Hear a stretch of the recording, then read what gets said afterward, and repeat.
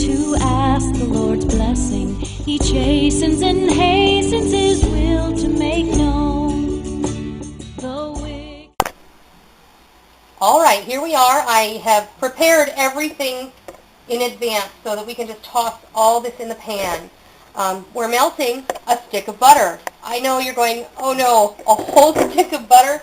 Listen, if you're on a special diet, please use a half a cup of, your favorite margarine that you use. We use Smart Balance in our house too for buttering bread and things like that. It just depends. I always have it on hand because it's what my father enjoys and my husband eats it as well. But when I'm cooking Thanksgiving dinner, I use butter. Butter, in my opinion, is the real thing. It comes from a real animal, and it doesn't have a whole lot of chemicals in it. And really, we're exposed to so many chemicals in the course of a regular day that I don't think a little butter is going to be what ends up killing me. So we're going to let that melt. I'm going to run over here really quick, and I'm going to grab my bread cube. Now, you can use whatever bread cubes you like. You can buy a couple of bags of bread cubes from the grocery store of stuffing cubes, and that's fine. I just happen to have, I bake bread every week for my family. I happen to have, I tried out a loaf of rye bread and some wheat bread last week, and we had about half of each loaf left, so I cut that up. I put it in a 300-degree oven for about 40 minutes, and I monitored it, and I stirred it up, and then we have some nice bread cubes. Perfect. Why waste it? It's going to be put to good use. What I have here is I have one Golden Delicious apple. I have one Jonna Gold apple that has been peeled and cubed. I have one entire heart of celery, the ends removed, chopped. And I have one medium onion. It all goes into the pool, folks. This is going to be absolutely delicious. Next, Micah, if you will go over there and get me a bag of those cranberries that are hanging in that bag off the closet door there. We're going to do, this is going to be cranberry apple stuffing. It is going to be really delicious. We're going to have some chicken stock in here. We're going to have seasonings in here. And we're also going to have some apple cider. So we're going to go ahead and let you go because I'm going to saute these vegetables until they are soft. When that is done, we'll continue on. Okay, I almost forgot. While we're waiting for our vegetables to, soften up and saute nicely, I need to take one small bag of dried cranberries. I don't care if you use this brand or not. But I'm going to take about a cup of apple cider. Well, a little more than that. I want to, we're going to use this cider in there too. So just make sure these are submerged. We're going to let those craisins, dried cranberries, plump up in that liquid. We're just going to set this off to the side. Now, I'm still waiting for these vegetables to be finished, and I will be back in just a minute. Okay, we're back, and the vegetables are just about where I'd like them to be, and we're going to take our bread cube. We're just going to dump them right here in the pan.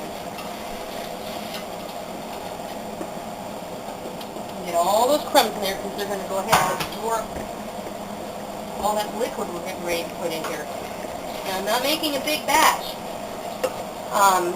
If you can double this recipe, this isn't even really a recipe. I just make my stuffing, and that's how it turns out. Some years I put cranberries in it. This is my favorite way to do it, is with the cranberries and the apples and the cider.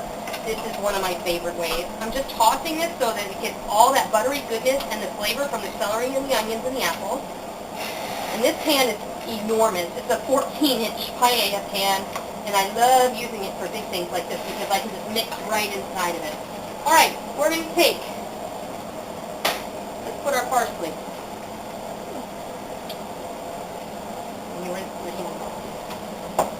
Okay, I have a tablespoon of poultry seasoning. And that has all your sage and marjoram and thyme and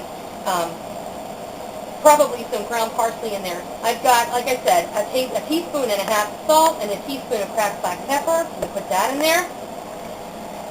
Remember these cranberries and the apple cider. And then I'm going to put about 2/3 of this broth in here, and I'm going to mix this up and see where we are. Now, as this cooks, those bread cubes are going to absorb all this liquid, and it's going to start to absorb this liquid pretty quickly. And you want to have more liquid than you think is necessary, because as it bakes, we're going to bake this in the oven, so technically, not stuffing. I don't like to stuff my bird. I just think it's a pain. So it's just easier to make your stuffing in the oven in a baking dish. A lot of people argue about that. Is it called stuffing or is it called dressing? Well, we call it stuffing. It is what it is. So this is looking really good. And we're going to give it a few more minutes. We're going to go ahead and put about 2 eggs worth in here. I have these in the fridge and I need to use them up. So we're going to go ahead and toss these in here. Then we're going to put them in a pan, and then I'll show you what happens next. Okay, I put our stuffing into this foil pan after putting it back in the saute pan and adding the egg. I have some of this broth here, and I have also mixed it with some of the apple cider, and I'm just going to toss them in here, and I'm going to let it kind of push it in there, because some of this bread is still very dry, so you don't want it to be dry after it bakes in the oven, and you also don't want it to look perfect. You want the top to be beautiful, delicious, and golden brown when it comes out of the oven. One thing I am going to do, I'm going to cover this with foil. This looks about right. Can you see how when I press on it, it's got some liquid coming up there? And whatever's left here, I'm just going to use in my gravy later. So nothing's going to go to waste. Everything's going to be good. Now, I'm going to cover this with aluminum foil. I buy my parchment in sheets like this. I'm just folding that in half, and I'm going to put it on top here, and I'm going to put my foil over the top of that. This helps to ensure this is really going to steam for the first 45 minutes, and after that I'm going to take the foil off of it. I'm going to bake this at 375, and after 45 minutes, after half an hour, I'm going to check it. If it still needs time, I'm going to leave it under the foil. At that point, I will take the foil off so the top becomes brown and crusty, because that's the part that everyone likes to fight over when you cook it in the turkey anyway. So I'm going to go, and then I'm going to get ready for our next thing. We're going to do candied yam. And we're going to do mashed potatoes a little bit later. And we're going to do the gravy. So, I'll be back in just a little while. To ask the Lord's blessing. He chastens and hates.